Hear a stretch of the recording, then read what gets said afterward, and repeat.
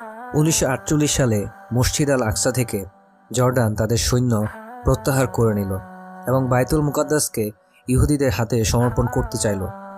তখন কিছু মুজাহিদ এই প্রস্তাব প্রত্যাখ্যান করল। তারা বলল, আমাদের লাশের উপর দিয়ে বাইতুল মুকাদ্দাসে প্রবেশ করতে হবে। আমাদের প্রাণ থাকতে বাইতুল মুকাদ্দাসে ইহুদিরা প্রবেশ করতে দিব না। মুজাহিদের একজন আমাকে বলেছে যে আমরা সংখ্যায় একেবারে নগণ্য ছিলাম। বাইতুল মুকাদ্দাসে জানালাসমূহের চেয়ে আমাদের সংখ্যা কম ছিল। আমরা কখনো এই জানালা দিয়ে কখনো ওই জানালা দিয়ে গুলি ছুটতাম। জর্ডান সেনাবাহিনীর প্রধান আবদুল্লাহ তালকে শায়েখ আব্দুর রহমান বললেন, আরে কিভাবে তোমরা বাইতুল মুকাদ্দাস থেকে সৈন্য প্রত্যাহার করে নিচ্ছ? সেনাপ্রধান আব্দুল তাল বলল, এটাই উপরের নির্দেশ।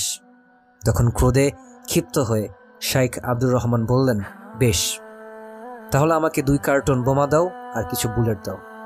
আমি তা নিয়ে মসজিদে আকসার আঙিনায় ওই কিনারায় উঠে বোমা ফেলবো আর নিশ্চিন্তে গুলি করব। তারপর তোমরা আমার পরিণতি দেখো। শেষে ওই মুজাহিদ দলটি মসজিদ আল আকসায় রয়ে গেল। তারা জানালা দিয়ে গুলি বর্ষণ করতে লাগলো, কখনো এই জানালা কখনো ওই জানালা দিয়ে, কিন্তু ইহুদিদের মসজিদুল আকসাতে প্রবেশ করতে দিল না। এই ক্ষুদ্র একদল দুঃসাহসী মুজাহিদের কারণে 20 বছর যাবৎ ইহুদিরা মসজিদ আল আকসায় প্রবেশ করতে পারল না, 1948 সাল থেকে 1967 সাল পর্যন্ত।